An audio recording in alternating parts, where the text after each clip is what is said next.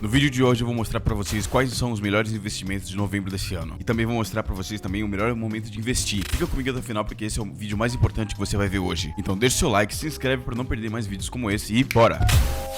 Fala pessoal, sejam muito bem-vindos ao CoinTalk Brasil. Eu me chamo Nicolas, então bora lá. O Ibovespa ele encerrou a sessão com queda de cerca de 0,30% aos 157.162 pontos. Já o dólar comercial ele subiu para aproximadamente R$ 5,31. Essa perda leve ela aconteceu depois de uma sequência de valorizações recordes e reflete o ajuste técnico em meio a um ambiente externo e mais desfavorável, já que Wall Street está sob pressão, o foco ainda está muito grande no shutdown dos Estados Unidos e nos dados a serem retornados e na negociação de tarifas. O indicador IBC do Brasil ele teve uma queda de 0,20% em setembro, e também não favoreceu muito a situação. As projeções de inflação no Brasil foram ajustadas para 4,46% em 2025. Está dentro da banda de tolerância, o que melhora o sentimento, mas não é o bastante. Já a Selic continua em 15% ao ano. Para o investidor brasileiro, a gente consegue entender que o índice segue em nível elevado, mas o momento ele exige bastante cautela, bastante cuidado, tá? O suporte próximo aos 157 mil pontos, a gente tem que ficar muito de olho em cima dele. E sinais de retomada precisam vir de fatores positivos externos e resultados internos melhores. Já a temporada de balanço do terceiro trimestre de 2025 já está em destaque no mercado. As estimativas apontam para um crescimento de receita de cerca de 8% entre 140 empresas, mais ou menos, mais queda de quase 2% no EBITDA em relação ao mesmo período de 2024. Setores como construção civil, TMT, que são tecnologia, mídia e telecom, mineração e cirurgia, são vistos como potências positivas. Já o papel e celulose, o varejo, enfrentam ambientes muito mais pressionados. Para o investidor, isso quer dizer que agora é hora de escolher bem. Não basta pensar, o mercado vai subir. A gente tem que focar em empresas com bons indicadores operacionais, margens melhores e menor sensibilidade a condições macroeconômicas. Aqui a gente tem algumas das empresas: Bradesco, BTG Pactual, Grupo GPS, Vivara, Smartfit, Rede Dior e Vale. São empresas que estão prometendo bastante. O Banco do Bradesco, por exemplo, no setor financeiro, ele está destacado como protagonista na cobertura dos bancos. Já o BTG Pactual foi apontado como uma boa ideia para navegar um ambiente econômico mais desafiador. Enquanto isso, o Grupo GPS apresenta o transporte e bens de capital que devem entregar crescimento orgânico. A Vivara está no setor de varejo e joalheria, que é vista como destaque positivo nesses dois setores. Smartfit, não conhece, uma empresa fitness, citada entre as que podem se beneficiar da recuperação operacional. Já a Rede Dior foi listada como área com expansão de 2 dígitos esperadas no lucro. E a Vale, que está nessa área de mineração e cirurgia, é considerada um dos destaques do setor de commodities. Em seguida, a gente tem o calendário de dividendos das empresas brasileiras. Aqui nessa tabela, a gente tem as datas de distribuição dos dividendos e juros sobre capital próprio, que são o JCP. Então vamos dar uma olhada como funciona essa tabela. Aqui nessa primeira coluna, a gente tem os tickers, ou seja, como que as empresas elas estão listadas lá na B3, aqui o nome da empresa. A DataCom, ela seria a data limite para você fazer aquele investimento e ter direito aos dividendos, certo? Então, dentro dessa DataCom, vamos supor que você investiu no Itaú SA hoje, certo? Quando chegar a data do pagamento, você vai ter direito a receber o seu JCP, ok? Já na Caixa Seguridade, se você investiu hoje, como já passou a DataCom, quando chegar essa data aqui do dia 17/11, ou seja, hoje, você não vai ter recebido, ok? Agora vamos supor, se você investiu na Metalúrgica Gerdau, certo? Você tinha até dia 10/11, vamos supor que você investiu hoje, no dia 17/11. Cara, quando chegar dia 12 de dezembro, você não vai receber o seu dividendo, entendeu? É assim que funciona. Então, a data com é isso. São as datas com o direito ao dividendo. A data de pagamento seriam as datas que elas vão efetuar o pagamento do seu dividendo ou do seu JCP. E o JCP ou dividendos são os tipos de proventos que a empresa ela vai oferecer para o investidor. Isso é decidido pela empresa mesmo. Você não consegue decidir se você quer receber dividendo ou JCP. A diferença principal entre os dividendos e o JCP é que nos dividendos você é isento de IR e eles são pagos a partir do lucro líquido da empresa. Já o JCP, ele tem o desconto de 15% automaticamente do imposto de renda e ele é pago a partir do patrimônio líquido, não só do lucro, ou seja, de tudo que a empresa ela tem. Então vamos lá. Itaú SA, JHSF, M. Dias Branco, Banco Itaú, Allos e Isa Energia Brasil, você ainda teria até esses dias para fazer o investimento e você receberia o seu dividendo ou JCP dentro dessas datas aqui. Vulcobras, você ainda tem até hoje, até o dia 17 para fazer. Hoje é o último dia para você investir no Vulcobras, tendo direito a receber, tá? Mas qual que é a diferença entre investir dentro dessa data e fora dela? Bom, por exemplo, a Caixa Seguridade, se você investir hoje, você vai investir nela por um preço que já vai estar descontando tudo o que essa empresa vai ter que pagar para quem investiu, certo? Então vamos supor, se aqui no Itaú SA você tivesse que pagar R$20, né, para comprar uma ação do Itaú SA, vamos supor que a Caixa Seguridade também tem o preço parecido com o do Itaú, tá? É R$20. Como já passou dessa DataCom, ela vai ter que descontar o quanto ela vai entregar para os investidores. Então vamos supor que para todos os investidores ela vai ter que tirar R$1 de cada ação. Então, ao invés de você pagar R$20 R$20 como você teria aqui na Itaú, você vai pagar 19, certo? Então, para essas empresas que já passaram da Datacom, você vai ter um valor de desconto, ok? Então, querendo ou não, nas duas situações você tem benefícios e malefícios. Também houveram algumas mudanças de ticker na B3. De uns tempos para trás, várias empresas listadas na B3 passaram por isso. Isso aconteceu por diversos motivos, desde mudança de sócio até mudança de estratégia. E esse tipo de mudança não vem só pela estética. Geralmente a empresa ela tá tentando comunicar pra gente que ela tá assumindo uma nova postura, com objetivos diferentes, uma nova fase, digamos assim. Pois bem, então nessa tabela aqui a gente vê algumas das empresas que mudaram seus tickers, quais eram os antigos e quais elas passarão a ter daqui pra frente. Então vamos supor, a REAG Investimentos, o nome antigo dela era Get Ninjas, e aí agora novo seria esse REAG Investimentos SA, e o ticker antigo dela era Ninja 3 e passou a ser REAG 3, ok? Natura, o ticker antigo passou de NTCO 3 para NATO 3. A Axia Energia, antes era a antiga Eletrobras, hoje ela se tornou Axia Energia, e os tickers dela passou de ELET 3, 5 e 6 para Axia 3, 5 e 6. Com ações ordinárias, que são parte de um capital que dão ao investidor o direito de participar das decisões estratégicas da empresa, tá? Ações preferenciais de classe A, que elas são um tipo preferencial que garante ao acionista o recebimento de um advento mínimo estabelecido no estatuto da empresa, além de ter prioridade no recebimento dos proventos, tá? Ele carrega o código 5. E as ações preferenciais de classe B, que são um tipo de ação que garante a prioridade de recebimento do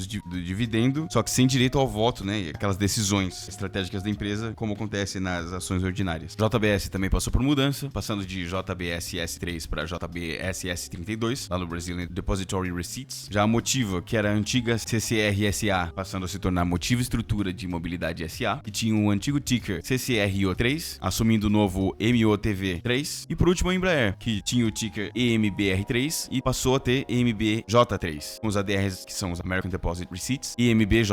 Vamos lá então dar uma olhada no gráfico do Bitcoin. O Bitcoin ele intensificou a queda no curtíssimo prazo, no gráfico de 15 minutos. O preço ele perdeu todas as médias importantes e entrou num rumo de movimento à venda bem direcionado, com volume crescente confirmando a pressão. O MACD a gente consegue ver aqui que ele tá apontando para um forte momentum negativo. Agora não é uma boa hora de comprar Bitcoin e por enquanto está sem sinal de reversão também. Agora o suporte mais próximo ele tá na região dos 92 mil até 93 mil dólares. Se a gente perder essa faixa, o mercado ele pode acelerar em direção aos 90 mil. Já as resistências ficaram mais acima, entre 94 e 95 mil, onde o Bitcoin ele foi rejeitado mais cedo. Já nesse gráfico a gente vê o Supply Output Profit Ratio dos Short Term Holders, ou seja, a relação de quanto eles investiram para quanto eles conseguiram lucrar dos detentores de curto prazo, que eles são mais emocionados, né, como a gente lembra. Então, depois daquela queda forte desde os 126 mil dólares, a gente conseguiu ver que o motivo principal disso não foi só a venda dos holders de longo prazo. O fator decisivo foi a capitulação dos investidores de curto prazo também. O SOPR dos Short Term Holders mergulhou abaixo de 1 repetidamente, mostrando que eles começaram a vender com prejuízo, acelerando a pressão vendedora. Ao mesmo tempo, também houve o processo de deleveraging, que é redução forçada de posições alavancadas, o que amplificou a queda. Quando os Short Term Holders entram em capitulação, historicamente a gente está mais próximo de um fim de correção do que o início dela. Já nos últimos 41 dias, o mercado de cripto ele apagou mais de 1,1 trilhão de dólares em valor. E isso não é um simples recuo técnico não, cara. A queda começou quando o Trump ele anunciou as tarifas de 100% sobre a China, bem aqui, desencadeando esse maior evento de liquidação que a gente já viu até hoje na história de cripto. Essa liquidação forçou a saída de bilhões de posições alavancadas e jogou a capitalização global abaixo até mesmo dos níveis de pós-crash. Mesmo com declarações posteriores de apoio às criptos, né, o Trump aqui dizendo que a América vai ser a número 1 em cripto, o mercado não reagiu porque hoje o movimento é estrutural. Risco macro alavancado, desalavancagem profunda e falta de demanda institucional. O resultado é um mercado que está reprecificando o risco muito mais do que apenas corrigindo o preço. Já nesse gráfico a gente consegue ver o índice adaptativo de momento do Bitcoin, que voltou para a região negativa mais uma vez, indicando pressão vendedora persistente, algo que normalmente aparece em fases de exaustão do mercado. Quando a gente compara o nível atual dos ciclos anteriores, a gente vê 3 movimentos parecidos no início de 2023, no segundo trimestre de 2025 e agora. Em todas essas ocasiões, o momento ele ficou profundamente negativo, e ao mesmo tempo em que o preço ele tocava zonas importantes de suporte, pô, cara, isso não sinaliza só fraqueza. Tá mostrando pra gente que tem esgotamento da força vendedora. E se esse padrão se repetir, essa compressão de momento pode abrir caminho para um movimento de recuperação quando a pressão de venda diminuir. Que é exatamente o que aconteceu nas duas vezes anteriores. Bom, então é isso pro vídeo de hoje. Muito obrigado se você assistiu até aqui. Se você gostou, deixa o seu like, se inscreve no canal para não perder mais vídeos como esse e te vejo na próxima.